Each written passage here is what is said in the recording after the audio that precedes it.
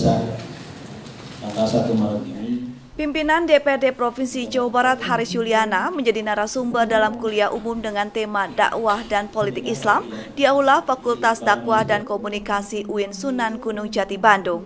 Di hadapan ratusan peserta kuliah umum yang berasal dari kalangan mahasiswa dan dosen, Haris memaparkan permasalahan-permasalahan yang sedang dihadapi oleh umat Muslim. Jumlah pemeluk agama Islam di dunia saat ini sebanyak 2 miliar dari total 7 miliar umat Islam, namun keberadaan umat Islam hampir tidak berperan dalam proses kesejahteraan dunia. Haris menambahkan, Indonesia dengan mayoritas umat Muslim seharusnya dapat menjadi penikmat pertama kesejahteraan di Indonesia. Namun persoalannya karena kita tidak bisa mengelola SDM yang besar ini secara baik, juga kelemahan terhadap pemahaman dan pengetahuan politik, sehingga umat Islam tidak bisa menikmati apapun potensi yang dimiliki negara Indonesia. Haris menekankan ketika dakwah dan politik bisa dipahami dan ruang kekuasaan bisa dimanfaatkan secara maksimal untuk kebaikan, maka akan mendatangkan manfaat dan kesejahteraan untuk umat Islam. Karena kita tidak bisa tidak bisa mengelola secara baik, gitu ya. Ada SDM yang tidak mumpuni, ya. Ini mungkin akibat kelemahan pemahaman tentang dakwah dan politik.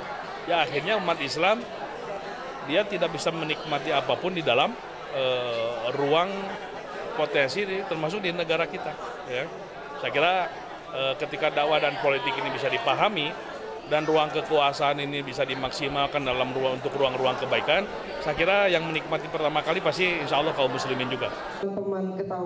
Mukti, salah satu peserta kuliah umum, mengungkapkan kuliah umum tersebut sangat bermanfaat. Banyak pengetahuan baru yang didapat seperti sistem politik Islam dan dakwah yang selama ini saling berhubungan dan potensinya dapat membawa kesejahteraan bagi umat. Mukti pun berharap agar kegiatan kemahasiswaan seperti ini dapat terus ditingkatkan oleh pihak dekanat.